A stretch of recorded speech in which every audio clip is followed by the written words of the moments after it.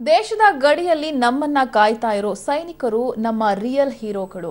ಅವರ ಸುರಕ್ಷತೆಗೆ ನಾವೆಲ್ಲ ಪ್ರಾರ್ಥಿಸೋಣ ಅಂತ ನಟ ಪುನೀತ್ ರಾಜ್ಕುಮಾರ್ ಹೇಳಿದ್ದಾರೆ. ಹಾವೇರಿಯಲ್ಲಿ ಡಾಕ್ಟರ್ ರಾಜ್ಕುಮಾರ್ ಸಾಂಸ್ಕೃತಿಕ ಭವನದ ಭೂಮಿ ಪೂಜಾ ಕಾರ್ಯಕ್ರಮದಲ್ಲಿ ಭಾಗಿಯಾಗಿ ಮಾತನಾಡಿದ ಅಪ್ಪು, ವಿಂಗ್ ಕಮಾಂಡರ್ ಅಭಿನಂದನ್ ಬಿಡುಗಡೆ ಆಗಿದ್ದು ನಮಗೆಲ್ಲ ಹೆಮ್ಮೆಯ ವಿಷಯ ಅಂತ ಹೇಳಿದ್ರು.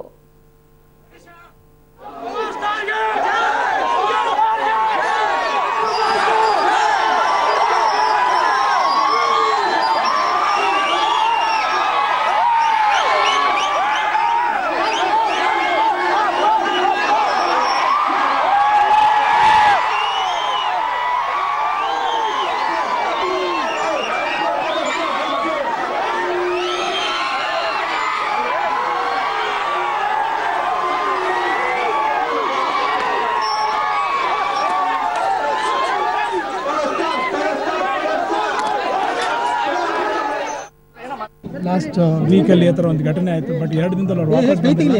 ಅದು ತುಂಬ ಹೆಮ್ಮೆ ಪಡುವಂಥ ವಿಷಯ. ಖಂಡಿತವಾಗ್ಲೂ ಅವ್ರು ನಮ್ಮ ಹೀರೋ. ಏನೇ ಮಾತು ಹೇಳಿದ್ರು ಕಮ್ಮಿ ಆಗುತ್ತೆ. ನಾವು ಹೇಳಬೇಕು ಅಂದರೆ ಅವ್ರು ನಮ್ಮ ದೇಶದ ಹೀರೋಗಳು. ಯಾಕಂದರೆ ಅವರು ಗಡಿ ದೇಶದಲ್ಲಿದ್ದು ನಮ್ಮನ್ನು ಕಾಯುವಂಥ ಸೈನಿಕರು. ಹಾಗಾಗಿ ಅವರ ಸುರಕ್ಷತೆಗೆ ನಾವೆಲ್ಲ ದೇವರನ್ನು ಬೇಡ್ಕೊಳ್ಳೋಣ. ಖಂಡಿತವಾಗ್ಲೂ ಏನು ಸಿಚುವೇಶನ್ ಬಂದಿದೆ ಅದಕ್ಕೆಲ್ಲ ರೀತಿಯಾದ ಆಂತರದಲ್ಲಿ ಸೆಟ್ಲ್ ಆಗಲಿ.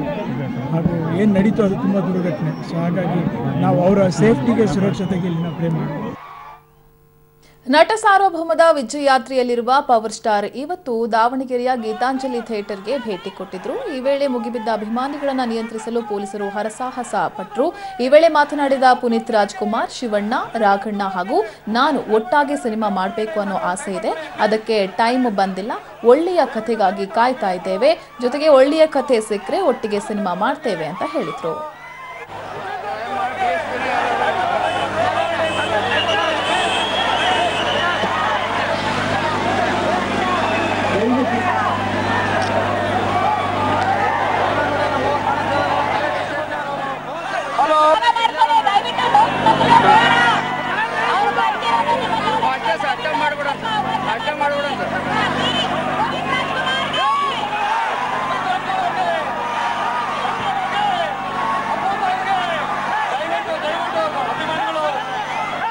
ಚೆನ್ನಾಗಿದೆ. ನಾನು ಹುಬ್ಳಿಯಲ್ಲಿ ಶೂಟಿಂಗ್ ಮಾಡ್ತಿದ್ದೆ ಯುವರತ್ನ ಸಿನಿಮಾ.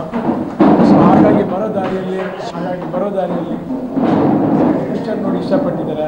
ಸೊ ಹಾಗಾಗಿ ಒಂದು ಕಡೆಯಿಂದ ಪ್ಲೀಸ್ ಎಲ್ಲೆಲ್ಲ ಆಗುತ್ತೆ ಅಲ್ಲೆಲ್ಲ ಹೋಗಿ ಅಭಿಮಾನಿಗಳನ್ನ ಭೇಟಿ ಕೊಟ್ಟು ಖುಷಿ ಆಗುತ್ತೆ.